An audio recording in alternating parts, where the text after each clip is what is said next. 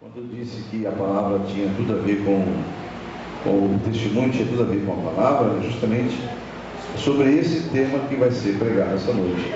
Propósitos. Amém? Só que o tema da noite, você até o final fala qual é.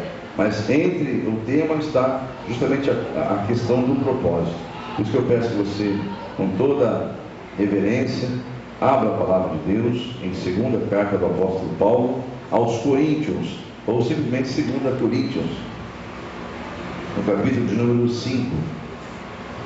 Segunda carta do apóstolo Paulo aos Coríntios, ou simplesmente 2 Coríntios, capítulo de número 5. Glórias a Deus.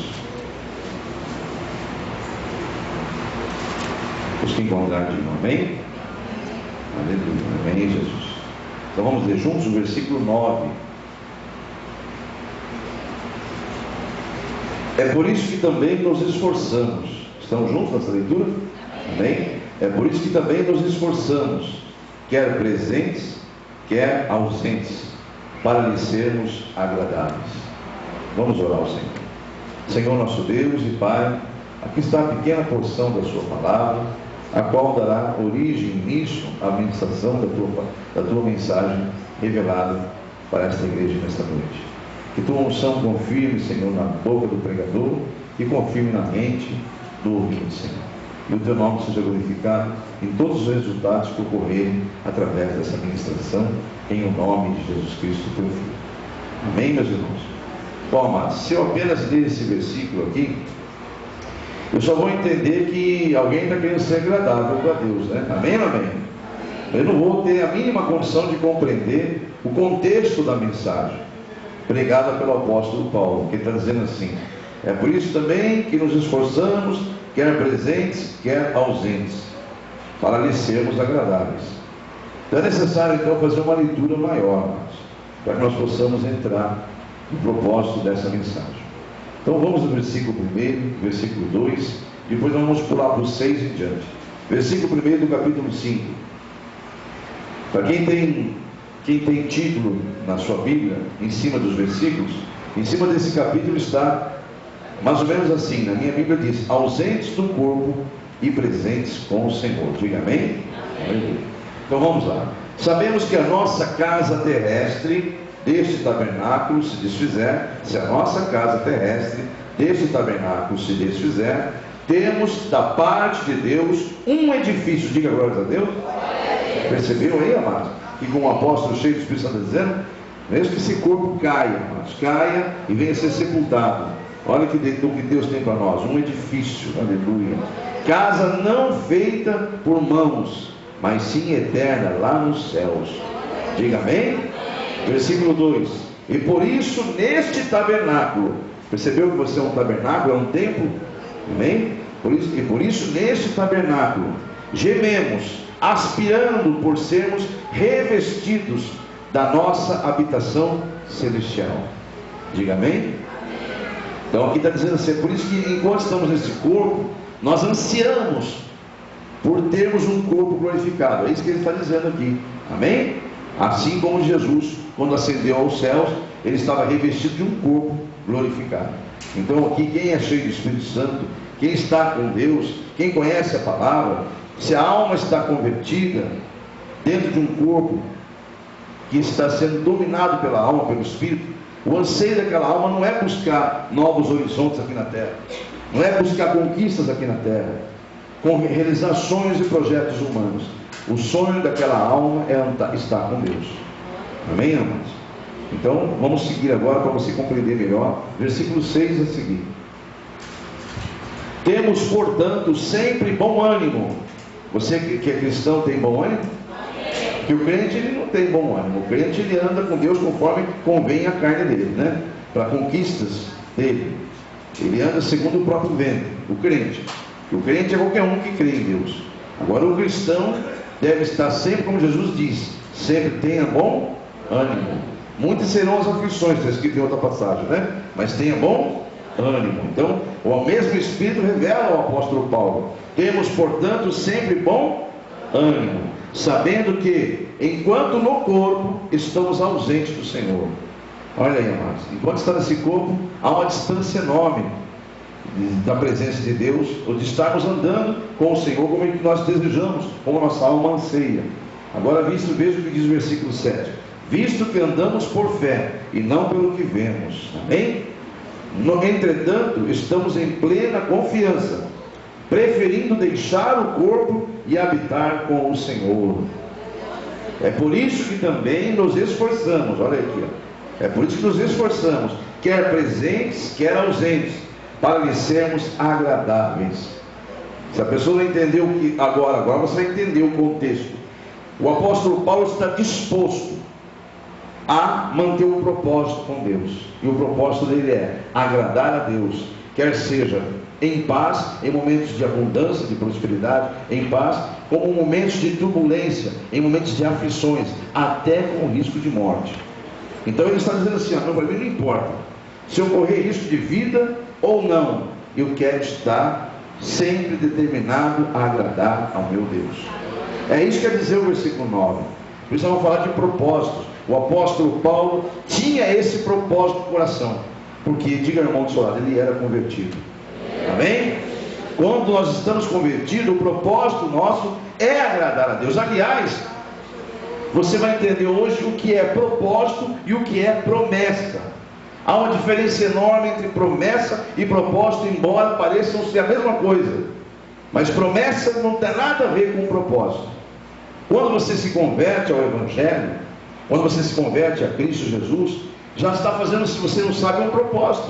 Qual o propósito que você faz quando você aceita Jesus de todo o teu coração, confessando perante a homens? Qual que é o propósito? Servi-lo. Amém ou não amém? Amém. É ou não é? Então você vai entender o que é propósito e o que é promessa. Vamos então, depois de vermos fotos, vamos ouvir a palavra, irmãos? Crianças, vamos, amados, vamos sentar, vamos ver, depois a gente vê foto, tá bom? A palavra é muito mais importante que a foto, em nome de Jesus, tá bom? Pastor, desculpa falar isso no microfone, mas é que eu preciso que vocês aprendam isso de pequenos, né? Em nome de Jesus. As fotos a gente vê depois do culto. Em nome de Jesus, se distrai a igreja, isso não é bom, né? Então, resumindo, amados, eu queria que você, em nome de Jesus, fosse novamente ler e meditar no versículo 9. É por isso que também nos esforçamos, quer presentes, quer ausentes, para lhe sermos agradáveis. Você leu lá em Hebreus, no capítulo 11, não chegou a ler, mas eu disse para os irmãos que não precisava ler, que Hebreus 11, versículo 6 diz que é impossível agradar a Deus sem fé. E fé é algo que você tem certeza, é um dom que vem de Deus, porque você ouve a palavra, Se você ouvir, você tem fé. Se você não ouvir, você não tem fé. Por isso que eu chamei a atenção de quem estava vendo fotos. E se não ouvir, não vai ter fé. E agora talvez não precise, porque tem um amparo dos pais. Mas quando precisa, precisa da fé. Amém, igreja? E é de pequeno que nós ensinamos nossas crianças como se deve ouvir a palavra de Deus. Amém? Então, no nome de Jesus Cristo, resumindo, Paulo tinha esse propósito. Ele era convertido. Porque quando se converte, você faz um propósito com Deus, sem você saber que é um propósito. Eu quero servir o Senhor. Amém ou não amém? Então, vamos aprender, em nome de Jesus, o que é propósito e o que é promessa. Se alguém pensa que propósito e promessa é a mesma coisa, a resposta é esta: não é. Por quê? Promessa é barganhar. Barganhar é negociar. Negociar algo em troca de algo. Então, quando eu prometo, eu estou negociando, eu estou barganhando. E com certeza, diga para o irmão do seu lado, esta não é a maneira correta de se relacionar com Deus. Amém ou não amém? É certo isso, amados? Prometer a Deus alguma coisa, eu só prometo quando eu quero que algo venha para mim. É toma lá, dá cá. Você faça isso que eu te prometo isso. Isso é barganha. E com Deus não se barganha, com Deus não se negocia. Até porque o amor dele é incondicional. Amém, igreja? Então, no nome de Jesus Cristo, vamos compreender esse mistério, para a glória de Deus. O que é promessa? Promessa é isso que nós falamos, perdão. O que é propósito? Propósito, promessa você entendeu, é barganha, é negociar com Deus. E Deus com Deus não se negocia. Agora, propósitos é tremendo. Por isso que hoje o tema é promessas ou propósito? Essa é a pergunta. Como se fosse aquela questão, eis a questão, né? Ser ou não ser, né? A pergunta do tema é essa. O tema dessa noite é promessas ou propósitos? Até o final você com certeza vai optar por propósitos. e vai entender que os dois são muito parecidos, mas só Deus pode diferenciar. Talvez um ouvinte de quem faz um voto com Deus entenda aquilo como promessa. Olha, ele está barganhando com Deus, ela está barganhando com Deus. Não, Deus vai mostrar, ele sabe qual a diferença, e você entenderá qual a diferença dos dois até o final dessa mensagem. Porque propósito é um ato de reconhecimento de quem é Deus. Aleluia. É um ato de reconhecimento de quem é Deus. É uma demonstração do seu constrangimento de receber tanto de Deus e saber que não vai poder dá-lo, retribuir a ele nada comparável com o que ele está dando. Amém? A igreja está compreendendo? Então o que é propósito? É um ato de reconhecimento de quem é Deus. É uma pura demonstração de constrangimento, porque eu sei que eu não vou poder retribuir mais nem um terço, nem um décimo, nem um milésimo. É muito pouco que eu posso retribuir comparado ao que ele já me deu, o que ele pode me dar. Então é uma decisão que a pessoa toma de se tornar muito melhor do que é, fazendo algo que agradaria ao seu Senhor, fazendo algo que vai com certeza agradar ao seu Senhor, com o fim de estar sempre com Ele. Diga amém? Mas pastor, está muito confuso. Então o que é propósito? Você vai entender. Propósito, ambas as situações são muito parecidas, mas só Deus pode diferenciar. Quando eu disse há pouco que alguém pode ouvir alguém fazer um voto, um propósito, e imaginar, se a pessoa está fazendo uma promessa, se parece, mas Deus que diferencia no coração, porque Ele é o único que pode sondar o teu coração e ver qual é realmente o sentido pelo qual você fez aquilo, se você está barganhando ou se você está com um propósito. E eu vou mostrar na Bíblia Sagrada, para você entender melhor ainda. Eu até peço que você vá em Gênesis, por favor, no capítulo 28, um exemplo de um propósito feito, que parece muito com promessa. Até as palavras se parecem com promessas, com barganhas, mas não é. Eu quero que você vá em nome de Jesus em Gênesis 28, por favor. É culto de libertação, né, amados? Aleluia. Eu vou pedir que você vá, por favor, comigo em versículos 20 ao 22. Capítulo 28 de Gênesis, aos versículos 20, 21 e 22. Amém? Então quem lê comigo agora esses versículos, realmente vai pensar que Jacó fez uma barganha, fez uma promessa com Deus. Vê como se parece, olha aqui. Mas não, amado, ele fez um voto, ele fez um propósito. Vamos entender? Já já. Vamos voltar então, vamos ler versículo 20 a seguir. Fez também Jacó um voto, algumas Bíblias podem dizer propósito, dizendo: se Deus for comigo e me guardar nesta jornada que empreendo e me der pão para comer e roupa que me vista, de maneira que eu volte em paz para a casa de meu pai, então o Senhor será o meu Deus, e a pedra que erigi por coluna será a casa de Deus, e de tudo quanto me concederes, certamente eu te darei o dízimo. Diga amém? Então, se você simplesmente ler esses 3 versículos, pastor, esse homem está barganhando. É que você não leu o contexto todo. Aí está a diferença de quem barganha e de quem faz propósito. Barganha aquele que não conhece Deus. Propósito, aquele que conhece Deus. O Jacó acabara de ter um encontro com Deus. Eu quero que você, em nome de Jesus, vá comigo lá no versículo 10, do mesmo capítulo que você está. Para quem não sabe o que está ocorrendo, antes de você ler o versículo, olhe para cá um pouquinho, só deixa marcadinho aí para você entender. Jacó acabara de ser abençoado indevidamente, entre aspas, pelo seu pai, como aquele que teria direito às bênçãos por ser primogênito, as bênçãos para ser a coluna, né, dentro da casa, como se fosse um primogênito. Ele não era, ele é gêmeos com Esaú, só que Esaú nasceu primeiro, Jacó nasceu depois, e ele então, só que a diferença é que Esaú era um caçador, exímio caçador, um filho de Isaac, né? E aí a sequência é Abraão, Isaac, vem Esaú, depois Isaac, vem Jacó, né? Então, mas se no costume da época, seria Abraão, Isaque e Esaú. Aí, só que Esaú era um homem carnal, totalmente carnal, e isso preocupava muito a Rebeca, a mãe dos dois. Ao pai não, porque o pai naquele momento gostava de ver o filho caçando, sendo caçador, era até bonito para o pai ver aquilo lá. Mas na verdade a mãe, havia nela um sentimento que era de Deus, que tinha colocado no coração da mãe uma preocupação quanto ao futuro da descendência de Abraão.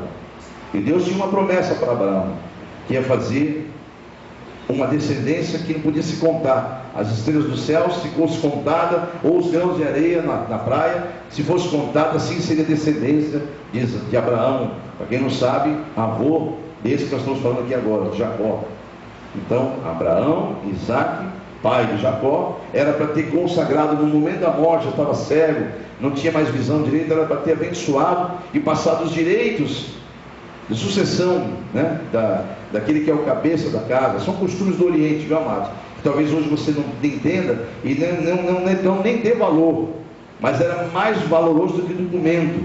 Se um pai passava bênção para o filho, como se passasse o cajado, aqui você tem o direito, você tem o direito da sequência na família. Todos os direitos da primogenitura era passado para aquele filho.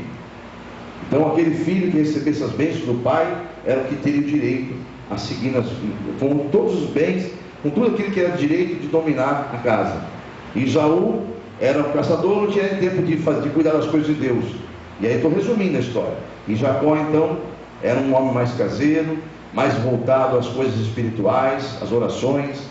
E Deus com certeza tinha um plano na vida de Jacó, a tal ponto de colocar na mãe, o desejo de chegar e cooperar com que Jacó ludibriasse o irmão, colocasse que o irmão era peludo, Esaú, e Jacó tinha pele lisa.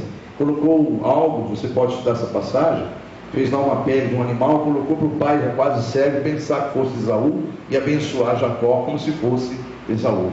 E ali ficou a bênção, e o pai não retirou a bênção, porque abençoado estava, o documento foi passado. E aí então veio uma ira de Esaú, quando ele também, por palavra dele, vendeu a primogenitura, os direitos da primogenitura. Por quê? Porque ele voltou de uma caça, faminto, e Jacó estava em casa, cozinhando um cozido gostoso, e o cheiro batia pelo vento, e o irmão chega e fala: mas meu irmão, me dá um punhado dessa lentilha, desse teu cozido. E Jacó diz para ele: se você me vender os direitos da primogenitura, eu te darei esse cozido. Ele falou: para mim não tem valor nenhum isso aí, pode dar, fica para você. E aí então, por isso que Jacó, ele não podia chegar no pai dele e falar: eu vendi, o meu irmão vendeu para mim. Então ele, na verdade, as palavras de Esaú ficaram escritas. Ele vendeu os direitos da primogenitura por um prato de lentilha, por um prato de cozido. E aí então Jacó abençoou seu filho e dá a ele o direito. Se você não está compreendendo, você vai compreender agora. Então, o que acontece agora? Esse é o momento que Esaú se ira contra o seu irmão, depois que ele percebe o que Jacó armou, né? E a tendência é que ele, por ser um homem forte, carnal, ele matar o irmão. E esse era o temor de Jacó. Então ele realmente foge. Ele foge, ele conta, é contado ao pai o que ele fez. O pai não retira as bênçãos, só que orienta eles: fuja, porque o teu irmão Esaú vai te matar. Então ele fugiu para longe, e no meio da fuga é onde você vai ler agora. Ele para, de cansado que estava, e vai repousar, e faz um travesseiro em forma de pedra, e deita ali. E ali então Deus aparece para ele. Deus marca naquela noite um encontro com ele. E aí você vai entender agora a diferença. Parece ser igual, propósito e promessa. Jacó não fez promessa nenhuma com Deus, ele fez um propósito, porque ele reconheceu o que Deus falou com ele. Deus teve um encontro com ele. Aí está a diferença. Negociar com Deus sem conhecer quem ele é um perigo. Agora, quando reconhece que ele falou com você, quando ele diz: olha, eu estou nessa tua causa, fica tranquilo. Quando ele coloca palavras, ele ministra nas pregações aqui, como ele tem ministrado, para te dar força, te dar entendimento, discernimento. Você então pode sim fazer propósito, pode parecer promessa, mas não é uma promessa, é um propósito. Você sabe quem é Deus, e como o irmão disse: Senhor, para mim só passa os 90, porque os 10 já é do Senhor. Amém, igreja? Então o que eu quero que você entenda é isso. Jacó, nessa noite, tem um encontro com Deus. E quem tem um encontro com Deus e recebe dele a revelação do que vai acontecer com ele, você pode, diante dessa revelação, fazer sim propósitos. Vamos lá então? Versículo 10. Partiu Jacó de Berseba e seguiu para Harã. A igreja entendeu por enquanto? Agora você vai entender melhor lendo. Tendo chegado a certo lugar, ali passou a noite, pois já era sol posto. Tomou uma das pedras do lugar, fê-la seu travesseiro, e se deitou ali mesmo para dormir, e sonhou: eis posta na terra uma escada, cujo topo atingia o céu, e os anjos de Deus subiam e desciam por ela. Perto dele estava o Senhor. Ele disse: eu sou o Senhor, Deus de Abraão teu pai, e Deus de Isaque. A terra em que agora estás deitado, eu te darei, ou seja, te darei, né? A ti e a tua descendência. A tua descendência será como o pó da terra. Estender-se-ás para o ocidente e para o oriente, para o norte e para o sul. Em ti e na tua descendência serão abençoados todas as famílias da terra. Diga glórias a Deus. É o mesmo que ele havia prometido para Abraão, para quem conhece a palavra, né? Veja o versículo 15. Eis que estou contigo, eis que estou contigo, e te guardarei por onde quer que fores, e te farei voltar a esta terra, porque te darei, não te desampararei, até cumprir eu aquilo que te hei referido. Versículo 16. Despertado Jacó do seu sono, disse: na verdade o Senhor está nesse lugar, e eu não sabia. E temendo disse: quão temível é este lugar! É a casa de Deus, a porta dos céus. Tendo se levantado Jacó cedo de madrugada, tomou a pedra que havia posto por travesseiro e a erigiu em coluna, sobre cujo topo entornou o azeite. E o lugar, cidade que outrora se chamava Luz, deu o nome de Betel. Aí você vai voltar ao que você leu há pouco. Fez também Jacó um voto, um propósito, dizendo: peraí, agora você para. Agora para um pouquinho, igreja. Então, quem foi ao encontro de Jacó? Deus. Amém ou amém? A igreja está presente nessa pregação? Deus foi ao encontro de Jacó, falou com ele, disse a ele: olha, você pode seguir em frente, não se preocupe, você tem que realmente ir em frente. É um momento de você ir em frente. Eu tenho planos com você. Siga em frente, você vai ter que ir realmente, mas eu vou estar contigo o tempo todo, e vou te trazer de volta. E sabe essa terra que você acabou de deitar? Eu vou te dar ela. E a descendência tua, nem um pó da terra se pode contar. E olha o que ele está dizendo: Deus teve um encontro com ele. Deus marcou um encontro com você um dia, não? Ele era bom. Quem já se encontrou com Deus? Aleluia, Jesus. Jesus não falou com você já? Dizendo: fui eu que te escolhi, não foram vós que me escolheste? Amém? Aleluia. Então, vai ligando essa mensagem para a tua vida, e vê se você pode realmente fazer propósito com Deus. Quando Deus te revelar uma causa, você está numa situação, uma bifurcação da tua vida, eu agora vou para cá ou vou para lá, você dobra teu joelhinho, irmão, irmã, dobra teu joelho e ora, consagra, jejua, e enquanto Deus não falar, você não para de orar. Não para de orar, que Deus vai falar com você. E se Deus falar, você pode fazer propósito, porque Ele garante essa vitória. Amém? É aí que está o detalhe. Então Jacó acaba de receber a informação: filho, eu estou contigo, não se preocupe, você vai seguir em frente. É necessário que você vá, até que eu organize tudo aqui. Eu vou acalmar o coração do teu irmão, vai se passar anos, você vai voltar, e eu vou dar essa terra para você. E então ele vai e fala: Senhor, agora sim, eu reconheço que eu não sou digno disso, porque eu usei de má fé com meu irmão, com meu pai, eu errei, fiz um monte de coisa errada, meu irmão tem razão de estar irado comigo, tanto é que eu estou fugindo. Só que Deus é aquele que, até não pensar, até não agir, Ele que proveu tudo, porque Deus não queria que caísse os direitos para Esaú. Então Deus permitiu que Rebeca instruísse e o próprio Jacó fizesse isso. Deus permitiu, amados. É diferente da vontade de Deus. A vontade dele é que Esaú fosse por ser primogênito, fosse um homem espiritual, mas quis ele ser carnal. Então Deus não quis. Se você tem 2 filhos, por exemplo, um pastor tem 2 filhos, ele tem 2 filhos, e um deles foi escolhido por Deus para dar continuidade ao ministério, mas ele insiste em ser carnal, então Deus vai trabalhar no outro. Amém ou não amém? Porque é livre-arbítrio, amados. Esaú tinha o livre-arbítrio e ele optou em ser carnal. Então Deus optou em mover o sobrenatural e de colocar um desejo no coração de Esaú de armar alguma coisa para que ele pegasse o direito. E documentado está os direitos, tanto pela boca de Esaú, quando disse: eu topo esse negócio.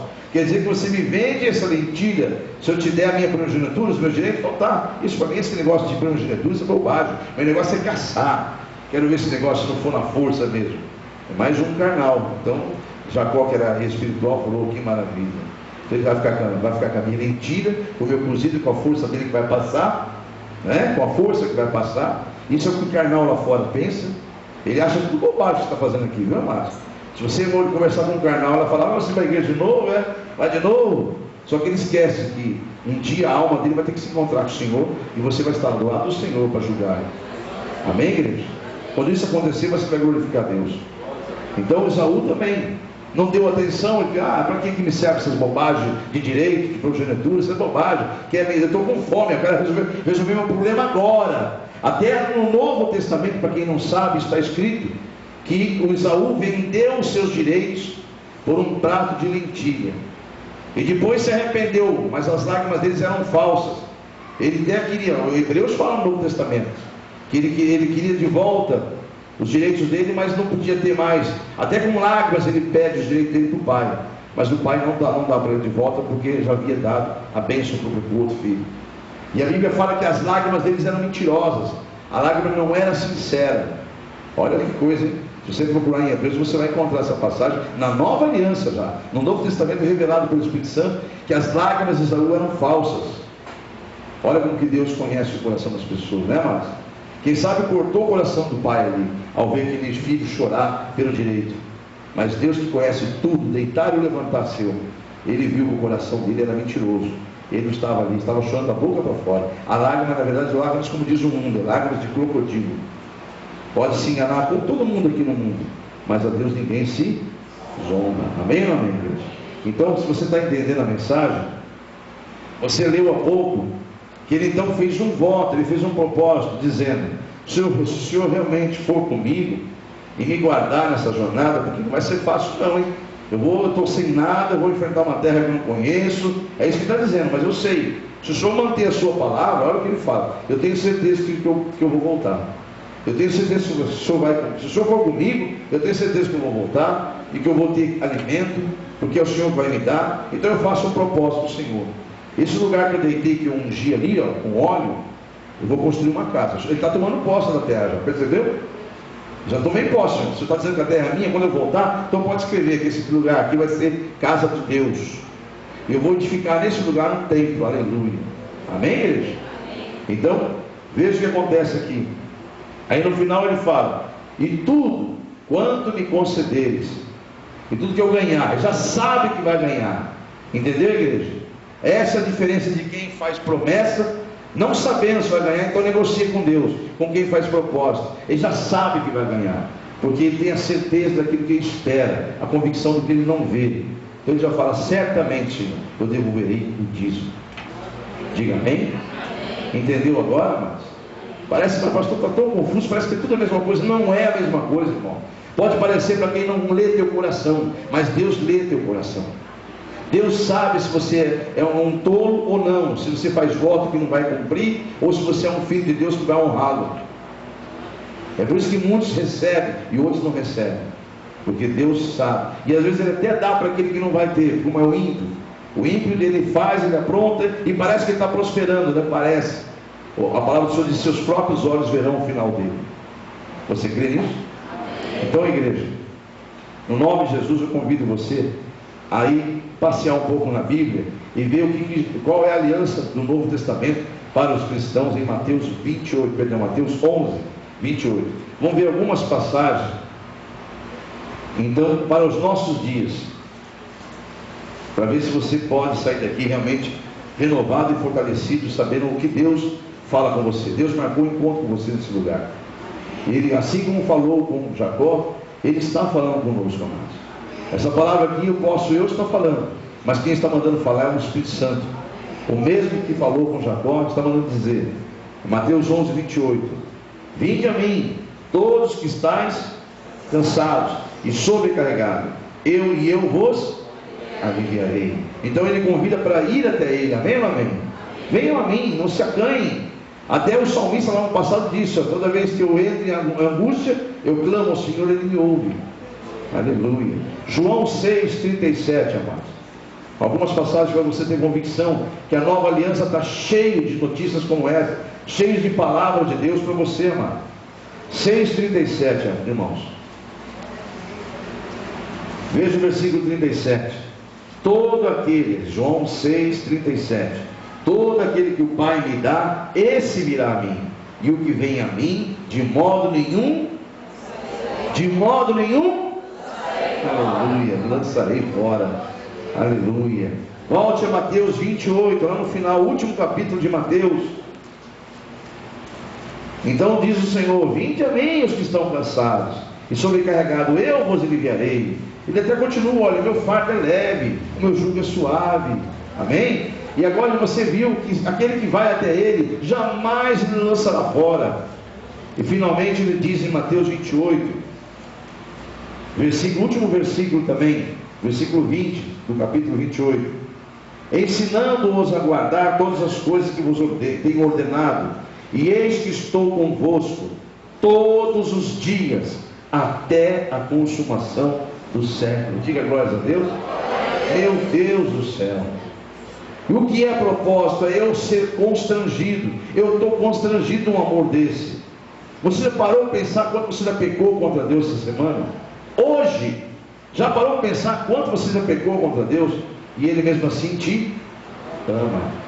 Não é constrangedor esse amor, amados? É um amor que não te pede nada em troca, a não ser que você fique na presença dEle. E a única coisa que Deus quer é que você não saia da presença dEle, porque se você ficar escondido debaixo das asas dEle, você está protegido. E assim como a galinha, ela esconde os seus pintinhos, assim é Deus conosco, amado. Ele não quer que nós saímos de perto dEle, porque o risco é muito grande de sair perto dEle. O devorador está aí tentando devorar. Vai em Salmo 35, a conclusão dessa mensagem, devido ao nosso tempo, já estamos 9h20, eu quero encerrar com algumas passagens bem objetivas aqui. Salmo 35, versículo 27. Aleluia. A parte B diz assim: glorificado seja o Senhor. Está no finalzinho, vai encontrar? Salmo 35, versículo 27. A parte B diz assim: glorificado seja o Senhor, que se compraz, que tem prazer no que? Na prosperidade do seu servo. Diga glórias a Deus. Irmãos, está aí, para que sejamos prósperos, amados, em tudo que fizermos, devemos sim aprendermos a ser instrumentos de bênçãos do Senhor. Amém? E principalmente referente à sua obra. Então Deus, quando se quer ser próspero, Jesus fala: eu vim para trazer vida, e vida abundante. Nas terças-feiras é culto de prosperidade. Meu Deus do céu, é um culto de oração para a campanha da prosperidade. E é tão difícil você ver irmãos com a mesma disposição do domingo, da sexta, na terça, porque parece que o inimigo coloca uma seta, envia setas, dizendo: você não pode orar, você não tem condições de orar. Tem sim, amados. Há poder na sua oração. Deus que falou isso aí. Há poder na oração do justo. E você não é justo por causa das tuas obras, não. Você é justo porque foi justificado pelo sangue de Jesus. A honra, a glória pertence ao Senhor Jesus. O que você é perante a Deus é por causa de Jesus, não é por causa da sua obra. Por mais que você fizer na terra, você nunca vai conseguir ser justificado diante de Deus. Amém, igreja? Então a honra, a glória e o louvor pertence àquele que te justificou, morrendo no teu lugar, derramando todo o sangue dele, para que você fosse lavado e remido naquele sangue. Porque se você não entende, o mistério não há purificação, santificação sem derramamento de sangue. Então houve necessidade de se derramar sangue, de um cordeiro, de algo preparado por Deus mesmo, que é Jesus Cristo, o Filho de Deus sem pecado. O sangue dele não tinha pecado nenhum, era puro, para poder nos lavar e nos redimir dos pecados que você hoje cometeu contra Deus. Por isso que é constrangedor estar diante de Deus. E o inimigo consegue segurar muitas pessoas em suas casas, para não buscar Deus, dizendo: você não pode, pois a palavra diz: você deve, porque tudo você pode naquele que te fortalece. Diga amém? Em nome de Jesus Cristo. Eu quero finalizar pedindo que você vá em Malaquias, porque essa mensagem, amados, é voltada para todas as áreas da sua vida. Mas quando se fala em prosperidade, principalmente material, em abundância, como o irmão aqui precisava de uma bênção, não adianta, irmãos em Cristo, querer receber algo da parte de Deus, se tratar dessa área chamada material, financeira, para quem quer mais escancarado, se não houver propósitos com o coração.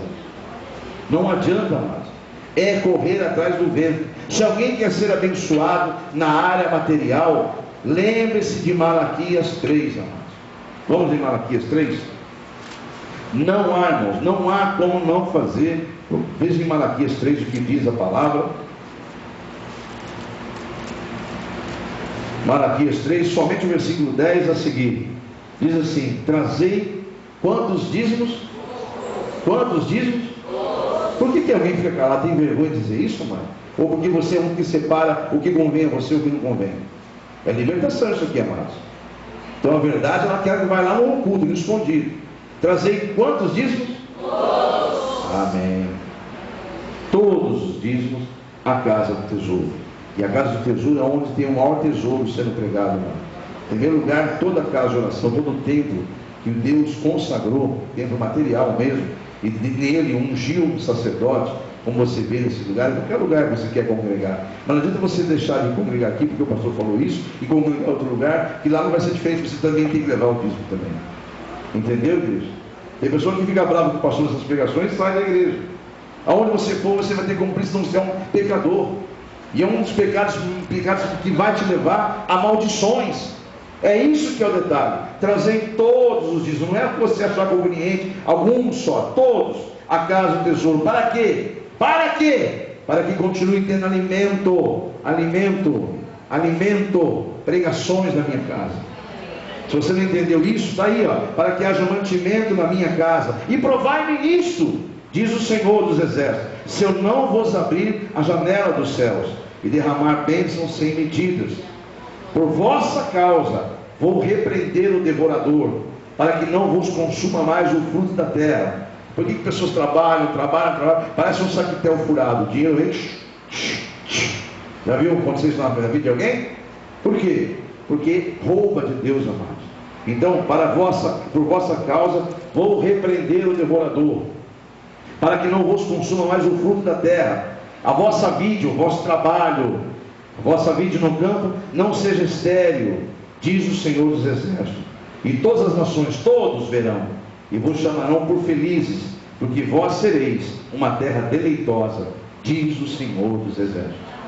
Amém? Alguém pode dizer nessa hora: algum espírito imundo lança seta, e a seta entra, porque o escudo da fé está baixado. A seta entra e alguém vai e pensa assim: lá vem o pastor, sabia falar dessas coisas, esses homens são tudo espertos, né? Lá vem o pastor falar de dízimo e oferta, eu sabia que ia cair nisso. Pois bem, a estes tem uma palavra deixada ali, viu? Vá, por favor, em Malaquias 3, versículo 7. A esses que não se revestiram do escudo da fé, que quando vocês têm costume de ouvir a palavra, de coração, você está revestido do poder de Deus. E a palavra de Deus diz que a fé é um escudo que pode apagar os dardos inflamados que o inimigo lança, as setas. E se alguém pensou isso agora, é que você está sem fé o suficiente para crer que Deus está falando em Malaquias 3. Você acha que é o pastor falando. A sua fé é tão pequena que você coloca a palavra de Deus no lugar da palavra de Deus, um homem, e diz: olha o homem aí, ó. Igreja, quem conhece a minha história sabe porque eu falo isso com autoridade. Os jovens presenciaram lá em alguns minutos só, e alguns, não foram todos. Deus proporcionou um encontro com meia dúzia que estava reunido numa determinada hora da manhã, em que muitos estavam dormindo, eu estava levantando. Eu não sei se foi bem naquela hora do almoço, não importa. Eu sei que Deus me proporcionou, me permitiu contar uma parte da minha vida para eles. E alguns ali nem sabiam que da minha história era assim. Hoje eu estou feliz, estou comemorando algo que eu já tinha muitos anos atrás. Eu estou voltando a conquistar, porque Deus falou, vá, que agora eu estou contigo. Hoje, e quem conhece a minha história deve saber do que eu estou falando. E quem não conhece, busque conhecer, que você vai saber, em vez de ficar cruzando com o seu dedo em riste. Como você deixou essa seta entrar, achando que o pastor está pregando em causa própria. O Deus está querendo dizer, se você quer ser abençoado, filho ou filha, seja um instrumento meu, não seja um ímpio. Não ache que você está dando para o homem, você está devolvendo para a minha obra. Veja em nome de Jesus, Malaquias, para aqueles que deixaram o escudo do lado, acharam que não tinha importância, tanto faz ter fé como não ter, ouvir tanto faz, de vez em quando eu ouço, está tudo bem, já aprendi bastante. Cuidado, hein? Cuidado que o inimigo anda de redor o tempo todo, não é de vez em quando não, o tempo todo. Você que não se revista da armadura de Deus e coloca o meu escudo na fé, não, preparado para defender as servas do inimigo. Onde está isso, pastor, na Bíblia? Efésios 6, a partir do versículo 10. Quanto ao mais, seja revestido de toda a armadura de Deus. E ali você vai ver que a fé é um escudo para te defender dos ataques, das setas que o inimigo lança. E nessa pregação, o inimigo lançou setas, quando o pastor começou a falar de dízimos e ofertas. E os que estão com o escudo baixo, a seta entrou e já começou a pensar, lá vem o pastor. E aí esse então tem uma mensagem de Deus. Desde o versículo 7, desde os dias de vossos pais, vos desviastes dos meus estatutos, e não os guardastes. Voltem para mim, tornai-vos para mim, e eu então me tornarei para vós, diz o Senhor dos Exércitos. Mas vós insistes em dizer, ou simplesmente uma Bíblia está escrito, mas vós dizeis, em que havemos de retornar a Deus? Em que havemos de tornar? Roubará o homem acaso a Deus? Então essas são perguntas que o espírito do diabo faz a pessoa pensar, né? Então Deus responde todas essas perguntas assim. Todavia vós me roubais, sim, e ainda dizeis, em que te roubamos? Ele mesmo responde, nos dízimos e nas ofertas. Com maldição sois amaldiçoados, porque a mim me roubais, vós e toda a nação. Vós e a nação toda, perdão. Igreja, agora quem quer ser abençoado, que é aquele que ouve e está com o escudo bem levantadinho, quando escuta uma mensagem dessa, fala glórias a Deus, aleluia, porque eu sou fiel, aleluia, porque eu faço isso com o coração aberto. Deus pode olhar para dentro do meu coração e encontrar nele sinceridade. Eu não estou de forma alguma me escondendo como Adão e Eva atrás da árvore, porque estou nu, eu estou vestido da glória de Deus. Isso porque eu tenho ouvido, estou revestido da armadura de Deus. Igreja, finalizando em nome de Jesus, não deixe nunca que o inimigo roube de você o direito de ser um abençoador. E continuando ainda, vamos em versículo 13 a seguir. E você agora vai descobrir a diferença entre ser justo e ser um perverso, ou um ímpio, um iníquo, que não cumpre a vontade de Deus.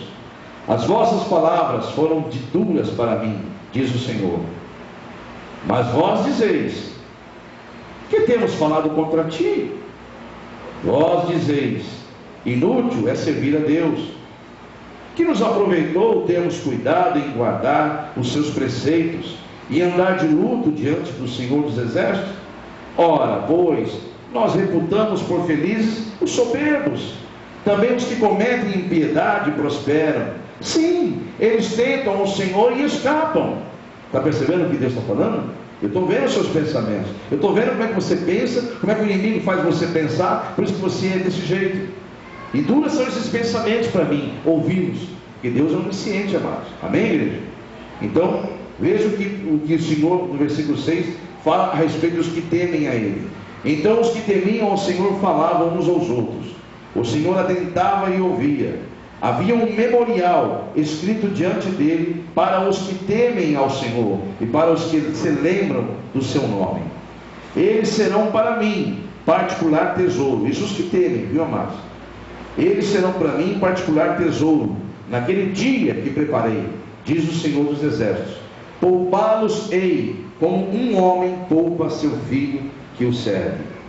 Então vereis outra vez a diferença entre o justo e o perverso, entre aquele que serve a Deus e o que não serve a Deus. Igreja, está aí a mensagem dessa noite. E você agora tem um livre-arbítrio. Você tem várias opções.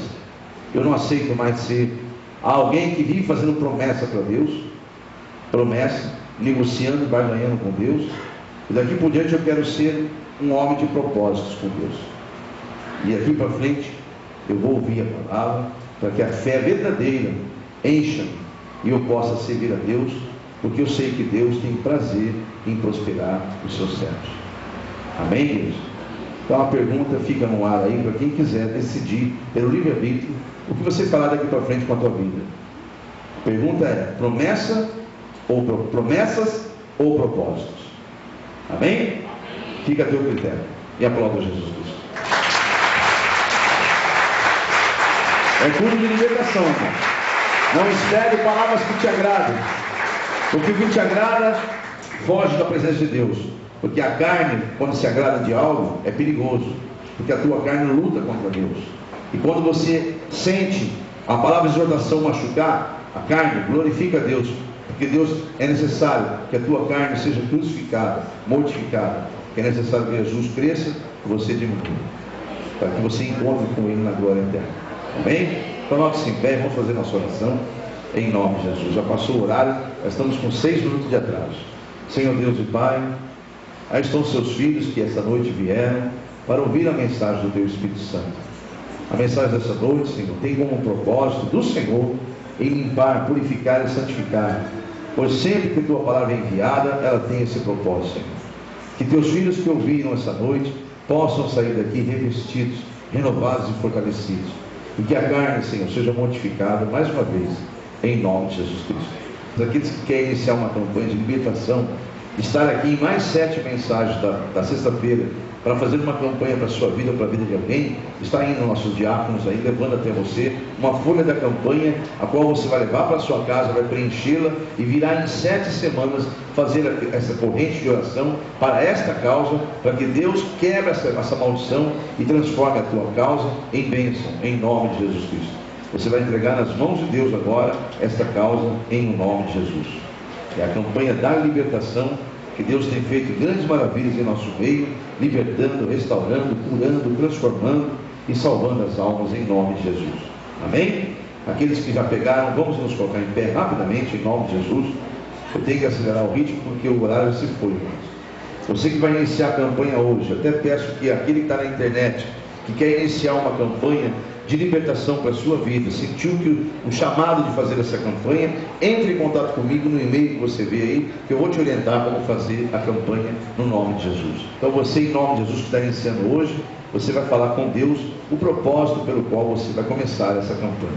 E a igreja vai estar intercedendo por esses que estão começando. Senhor Deus e Pai, aí estão seus filhos, estão iniciando uma campanha de libertação, Senhor. E eles estão nesse momento apresentando diante do teu altar os motivos pelo qual iniciam essa campanha, Senhor. E o Senhor é Deus, o único que pode esquadrinhar pensamentos, coração, sondar, para ver ali a sinceridade e encontrar o desejo nesses corações de te servir, Senhor. Para a glória do teu nome, quebra toda maldição, Senhor. Entra com providência nessas causas. E o Senhor é Deus, Pai. E teu nome será glorificado através do nome de Jesus. Por isso receba, Senhor, essas orações que se fazem neste momento para esses propósitos, em nome de Jesus. Deu tempo de você orar? Então, olha, repita comigo, diga: Senhor, acabei de apresentar, em nome de Jesus, os propósitos desta campanha. O Senhor já sabia antes de eu apresentá-los, mas foi necessário eu citá-los em oração, para que ficasse registrado no mundo espiritual que eu entreguei em tuas mãos. Agora eu posso descansar, Senhor, porque eu sei a quem entreguei e a quem glorificarei, a ti, Senhor, porque sei que o Senhor jamais me decepcionará, porque o Senhor é fiel e verdadeiro, e eu posso honrá-lo, dando testemunho da vitória que eu já tomei posse em nome de Jesus. Diga amém? Então tome posse mesmo, fica te contando como vitorioso, que você é vitorioso e vitoriosa nesta causa. Só não deixe de preencher essa campanha, trazer as 7 semanas para você orar, como esses irmãos que vão fazer agora. Se sentem então e fiquem em pé os que estão do 2º ao 7º dia. E quando completar as 7 semanas, Eu recebi, glórias a Deus, venha dar testemunho. Eu não vi ainda, mas recebi pela fé. Deposite no altar, depois das 7 semanas, lá no vaso de oração. E você vai continuar recebendo intercessão. E aí Eclesiastes 3 estará com você. Acontecerá no tempo de Deus, no tempo devido, no tempo do Senhor. Amém? Então agora você fale com Deus a respeito da tua causa. Senhor Deus, aí estão seus filhos que vão entrar em oração coletiva para te glorificar em nome de Jesus, pelo propósito de cada campanha que eles estão fazendo em nome de Jesus. Você que está na campanha, diga: Senhor Deus, eis-me aqui, cumprindo o meu voto. Porque lá no primeiro dia eu fiz uma declaração que só o Senhor é Deus, e que eu já tinha tomado posse da minha vitória, mas que eu te glorificaria, dando testemunho. Eis-me aqui, Senhor, dando testemunho de que eu sou convicto de que essa causa está em tuas mãos. E quando eu vencer essa campanha, quando eu encerrá-la, eu darei testemunho da glória do Senhor sobre ela, em nome de Jesus. Amém? Eu concordo com as suas orações e declaro que está por terra toda a tentativa que o inimigo fizer ou tentar fazer de te impedir de que você continue a esta campanha até o final. Está quebrada toda a maldição no nome do poder, no nome do sangue de Jesus Cristo. Você cumprirá sim para a glória do Pai, do Filho e do Espírito Santo. E o Senhor será glorificado com o teu testemunho. Amém? Podemos assentar-se. E eu quero lembrar que você deve colocar no vaso de oração que você encerrou 7 semanas. Amém?